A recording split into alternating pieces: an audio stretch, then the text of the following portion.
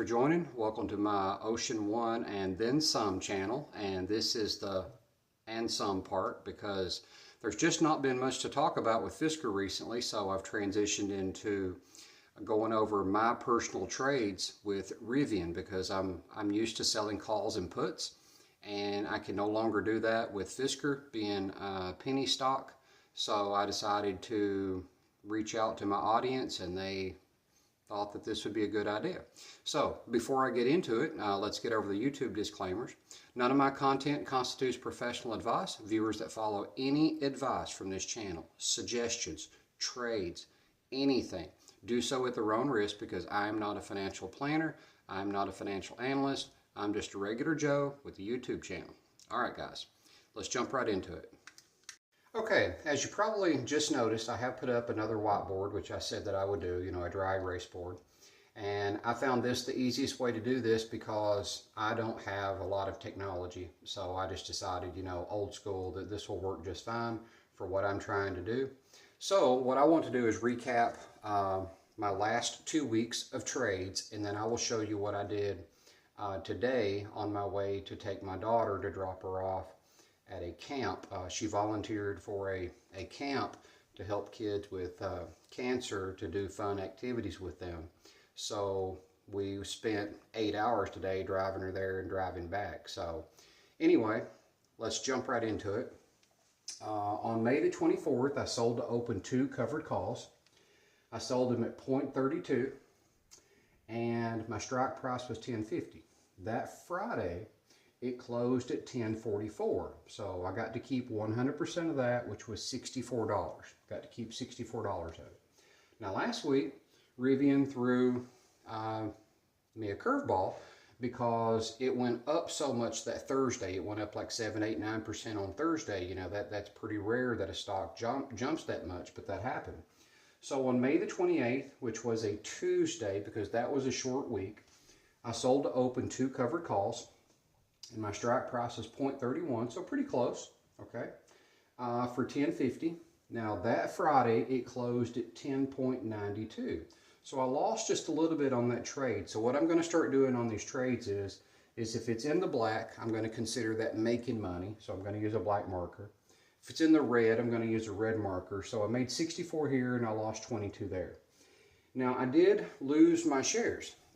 If you remember my other videos, I said I don't care, that's not a problem. I'm just going to turn right back around and sell puts on it. So a person purchased my shares for $10.50. I got paid that. Plus, I got paid the 0.31, which is $31 times 2, so $62. So I got paid $2,100 for my shares, plus I got paid $62 for that.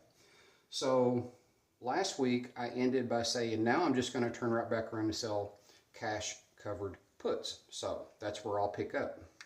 Okay, so I get up this morning, I'm taking my daughter to the camp, and I'm driving because my wife generally won't drive anywhere unless it's a have-to situation. So 9:30 rolls around this morning, I'm like, okay, let's see where Rivian is trading, and it had spiked up quite a bit. And I'm like, do I just go ahead and sell my puts or do I wait? And I was on a big, long stretch of highway that was straight as an arrow.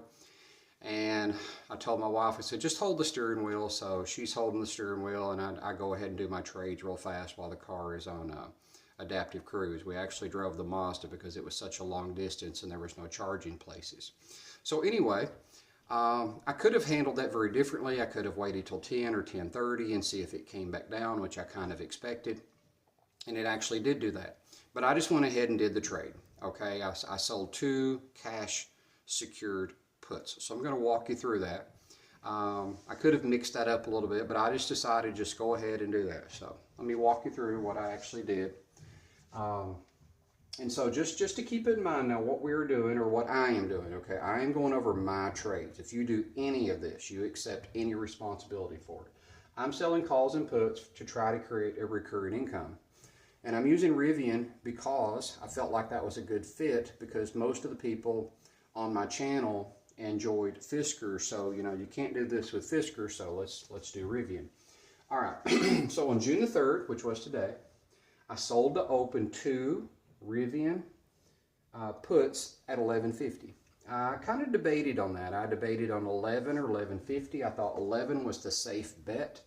11.50 was a little bit riskier, but the premiums were so low on 11 because it was having that spike. I think at about the time I did this, Rivian was trading at roughly 11.28, 11.30-ish, somewhere around there.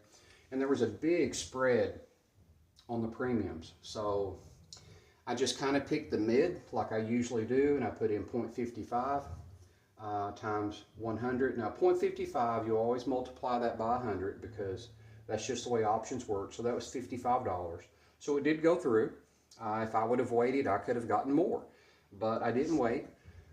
And that's fine. Okay, you're never going to call the top, you're never going to call the bottom, especially on the daily. But so I sold 2. So that comes out to be $110. So I collected $110 in premium today. So how does this work for me? Well, as a seller, okay, I'm a seller of options. I want Rivian to close this Friday, June the 7th at 11.50 or above. I want it to close above my strike price because I sold puts, okay? Now you can sell puts and be perfectly bullish on a stock. You can actually sell calls and be bullish on a stock. You can sell calls and be neutral. You can sell calls and be bearish. I'll get you there, okay? So what I'm hoping for is Rivian will actually close at 11.50 or above, because if it does, I get to keep $110. So, you know, that's a pretty good trade on a weekly trade. The more money you have, the more you can do this. The more shares you have, the more you can do this. So, or at least I want it to trade at 11.50 minus my premium. So my premium was 0.55 or $55. So anything above 10.95 is a winning trade. So if it closes at 10.95, that's a winning trade. Now today it closed at 11.29. So, you know, the question becomes, what is this number this Friday?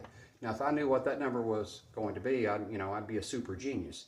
But nobody knows what it's going to close at this Friday. If we get news, it may spike more.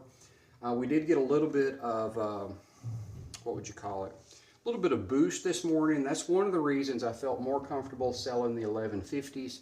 And that's part of the reason why we got the spike. We had a continuation from last week, but what I expected to happen this morning was I expected it to spike in the morning, which it did. Then I expected it to retreat, which it did. But we also had Adam Jonas coming out and put a target on Rivian this morning. Don't know if you caught that or not, but he put a $13 target on Rivian. So since he did that, I felt like, the spike might hold today. So I just went ahead and sold the 11.50. So, either way, this is the way I have my trade structured. So at the end of this week, when the week rolls around, what I'm looking for Rivian to close above 10.95. If it does, I made a little money, depending on what that is. If it closes below 10.95, what I will do, I will get a sign, because I'm just going to let these trades fall where they may. Now, could I get out of the trade and purchase it to close? Sure, absolutely, I could do that. But I'll just turn right back around and I'll just turn right back around and buy shares at 11.50 if I get assigned.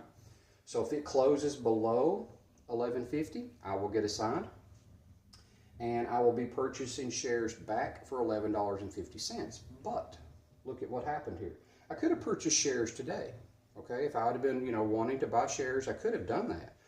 I could have purchased shares at 11.29. Okay, but since I sold the premium, even if I have to buy the shares back at 11.50, my cost basis will be 10.95, which is almost exactly where I would have been last week with an equal trade. So, generally speaking, when you sell calls and puts, time is on your side, and the house, if you will. I consider myself the house because I'm a seller. It's kind of like going in, to the casinos. The casinos has all the odds.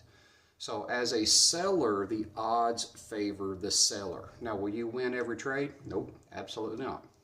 But will you win more than you lose? You should, unless you just structure your trades pretty poorly, or the market does something really crazy, and it does that all the time. So it's anybody's guess. All right, guys, I hope this helps. I hope you followed this. If you have any direct questions, you can ask me and I'll try to answer them at the bottom. Again, my intentions here are to do 2 videos a week. One with my opening trade like I just did. One either this Friday or Saturday. Most of the time I do think that will be on a Saturday because I have been extremely busy recently. And then, you know, if there's a lot going on during the week with Rivian in particular, I may do a particular video updating, you know, my thoughts that week. But otherwise, I'm just going to leave the trades where they fall and I'll update them each week, and I'll just, you know, keep a monthly tally of this for you guys. All right, guys, as time goes along, the trades may get just a little more complicated, but let's just keep it simple for now. Anyway, thanks for joining in. I appreciate the audience, and until next time.